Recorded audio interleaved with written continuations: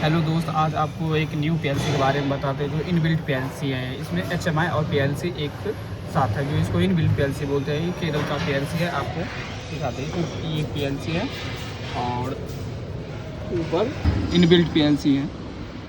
इसको पीएलसी में एचएमआई और पीएलसी दोनों एक साथ कंबाइन रहता है। को ऑन करेंगे, सारे एमसीबी को ऑन करेंगे। आप यहाँ पे आप देख सकते हैं कि पीएलसी मेरा ऑन हो गया और एचएमआई भी अपना ऑन हो गया।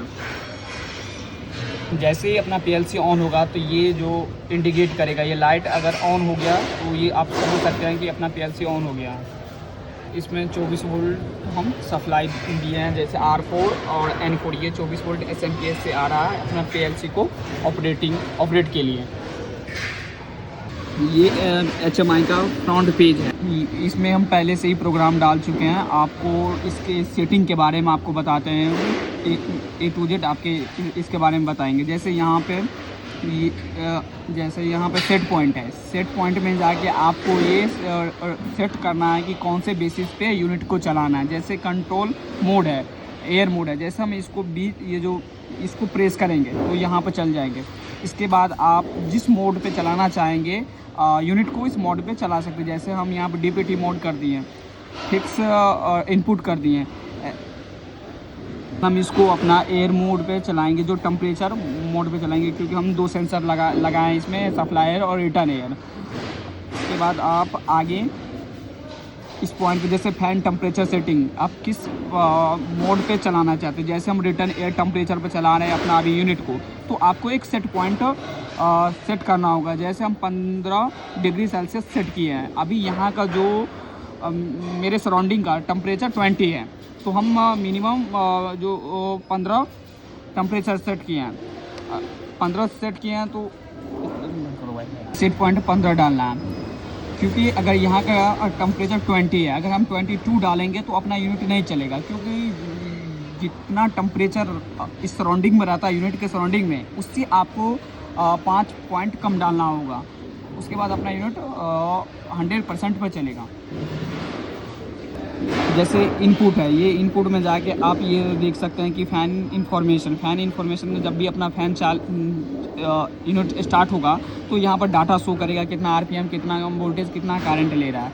फ़िलहाल अभी अपना यूनिट बंद है, इसके वजह से अपना फ़ैन स्पीड 0 दिखा रहा है, इनपुट पावर 0 दिखा रहा है। जब अपना यूनिट स्टार्ट होगा तो ये यहाँ पर RPM शो करेगा और यहाँ पर कितना पावर कंज्यूम कर रहा है ये शो करेगा। अब आपको मेन सेटिंग के बारे में बताते हैं। यहाँ पे जो है पासवर्ड आपको 0000 प्रेस करना है। आप सबसे पहले यहाँ पे इनपुट एंड आउटपुट में जाइएगा। इसके बाद फिर ओके प्रेस करने के बाद यहाँ पे क्या है, इनपुट सेटिंग है। इनपुट सेटिंग करने का तो यहाँ पर रन स्टेटस, लॉजिक, आप सारे जैसे लॉजिक, रन स्टेटस हो गया, ऑटो मैनुअल हो गया, फायर अलार्म हो गया, फिल्टर क्लॉगिंग हो गया, सबको आपको हेल्दी रखना होगा।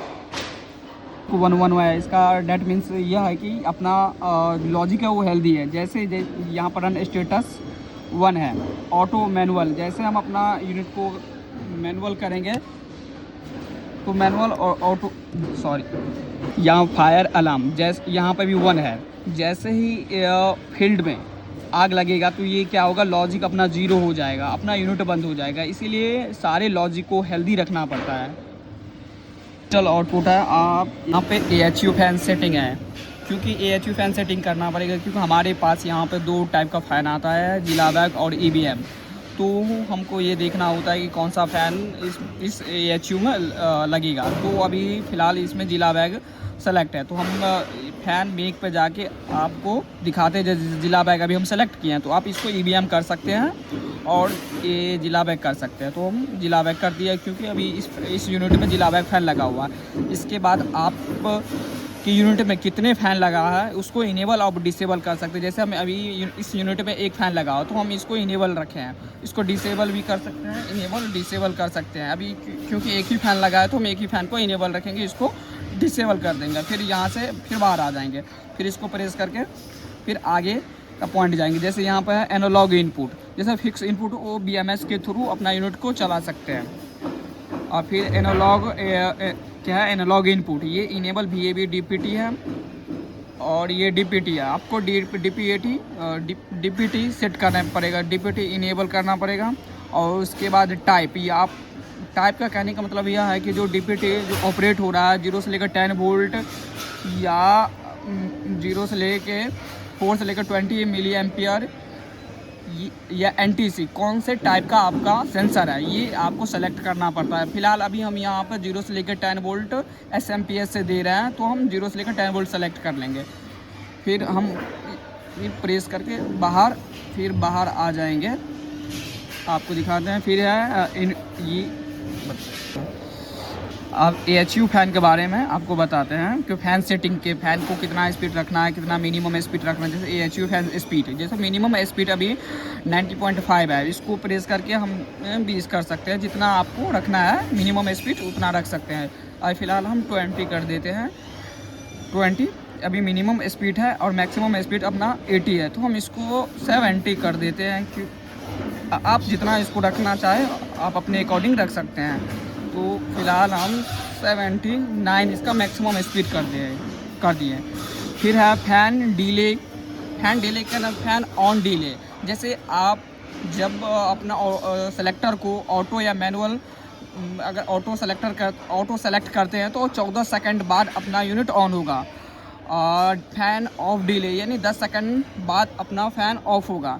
सप्लाई एयर डैम्पर, जो 30 सेकंड यूनिट ऑन होने के बाद 30 सेकंड बाद अपना सप्लाई एयर डैम्पर ऑन होगा। ID कंट्रोलिंग, ये की फैक्टर होता है। वो की फैक्टर अपने फ़ैन के अकॉर्डिंग ही डालते हैं, कितना CFM का यूनिट लगा है उसके अकॉर्डिंग हम की फैक्टर डालते हैं। की फैक्टर इसलिए डालते हैं कि जो फ्लक्चुएशंस आता है इसीलिए हम अपना की फैक्टर को डालते हैं।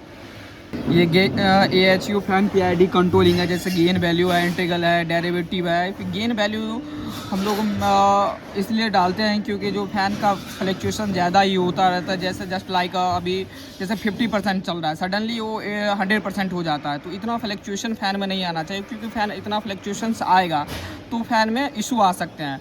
तो इसीलिए हम गेन वैल्यू को अपने अकॉर्डिंग डालते हैं, जो इतना फ़ैन का फ्लक्चुएशन ना हो। तो इसमें गेन वैल्यू को आप बढ़ा सकते हैं, ये इंटीग्रल वैल्यू सब सेट होते हैं। और ये है AHU फ़ैन मैनुअल सेट। ये क्या है, आप अपना यूनिट को ऑटो में भी मैनुअल चला सकते हैं। कभी कभी क्या होता है सेंसर काम नहीं करता है, तो उस समय हमको यूनिट ऑन रखना बहुत इम्पोर्टेंट होता है। तो उस कंडीशन में हम क्या करते हैं, अपना यूनिट को ऑटो में भी मैनुअल हम चला सकते हैं। क्योंकि यहाँ पर इसी फ़ैन मैनुअल फ़ैन अभी डिसेबल है। जैसे हम इसको इनेबल करेंगे तो ऑटो में भी अपना मैनुअल चलेगा। तो ये एक एडवांटेज होता है। जैसे आपको हम दिखा भी सकते हैं इसको इनेबल डिसेबल कैसे किया जाता है। जैसे अभी इनेबल कर दें तो ऑटो में, जैसे ही इसको ऑटो करेंगे तो ये अपना ऑटो में भी वो मैनुअल कंडीशन में अपना यूनिट को ऑन रखेगा। ये मैनुअल कंडीशन में चलेगा। इस कंडीशन में क्या होता है, सेंसर का कोई सेंसर रहे या ना रहे कोई प्रॉब्लम नहीं होता है, क्योंकि वो मैनुअल कंडीशन में स्टार्ट हो जाता है। तो इसलिए मैनुअल कंडीशन इसमें स्पेयर के तौर पे एक्स्ट्रा पॉइंट दिया जाता है कि हम यूज़ कर सकते हैं। आप फैन भी देख सकते हैं कि मैनुअल में चल रहा है। डिसेबल करके भी दिखा देते हैं, क्योंकि अभी हम सेंसर लगाए हैं अपने यूनिट में, तो हम अपना यूनिट को ऑटो में ही चलाएंगे।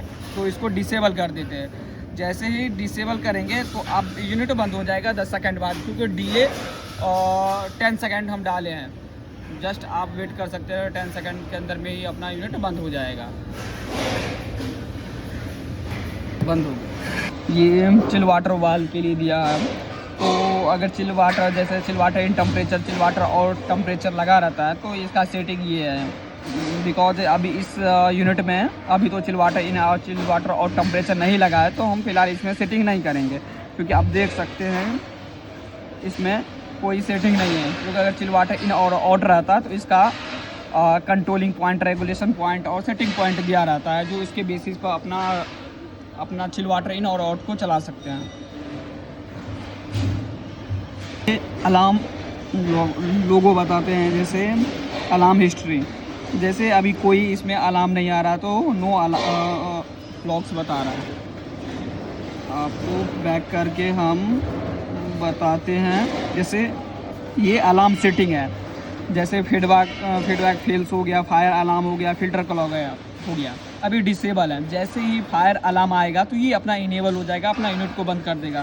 तो ये सारे इसमें प्रोविज़न दिया हुआ है। अभी जैसे अलार्म अगर अपने यूनिट में अगर कोई सा भी अलार्म आएगा तो यहाँ पे आप जाकर चेक कर सकते हैं क्या क्या अलार्म आ रहा है, क्या क्या इशू आ रहा है। तो अभी फ़िलहाल इसमें कोई अलार्म नहीं आ रहा है, तो यहाँ पर नो अलार्म लिख के आ रहा है। तो बैक होके आप सेटिंग में जाके आप चेक कर सकते हैं डेट एंड टाइम। जैसे अभी टाइम कितना हो रहा है, 4:05 हो रहा है, डेट 8, तो डेट रॉन्ग है तो हम आपको इसका चेंज करके दिखा सकते हैं। जैसे आज 10 तारीख है, 10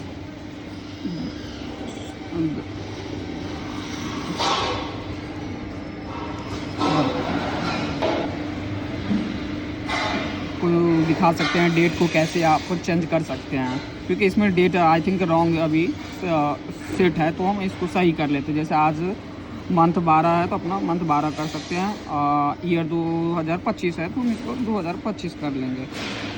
तो 2025 है, सॉरी अब में इशू आता है जो प्लीज़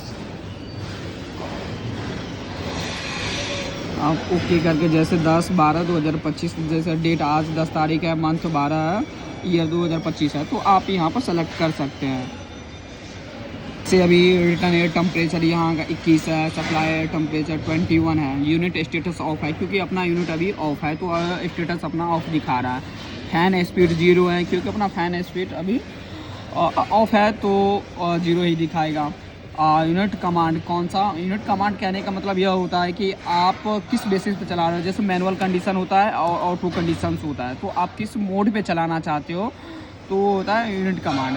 आपको हम पहले ऑटो में चला के दिखाते हैं। जैसे ऑटो कर दिए, 10 सेकंड बाद अपना यूनिट ऑन हो जाएगा, यहाँ पर यूनिट स्टेटस ऑन दिखाएगा, आप देख सकते हैं।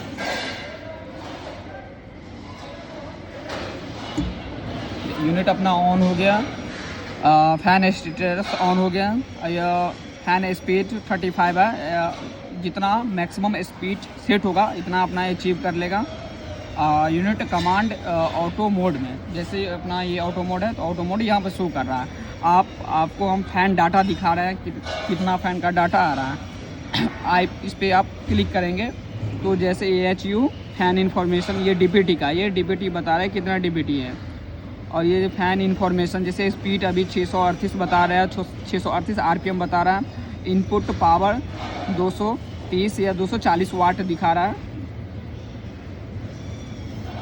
कंडीशन में अपना यूनिट को स्टार्ट करके दिखाते हैं। जैसे मैनुअल करेंगे तो आपको ये स्टार्ट बटन प्रेस करना पड़ेगा, क्योंकि आप स्टार्ट बटन से ही आप इसको कमांड दे रहे हैं अपना यूनिट को। जैसे कमांड दी, अपना यूनिट ऑन हो गया।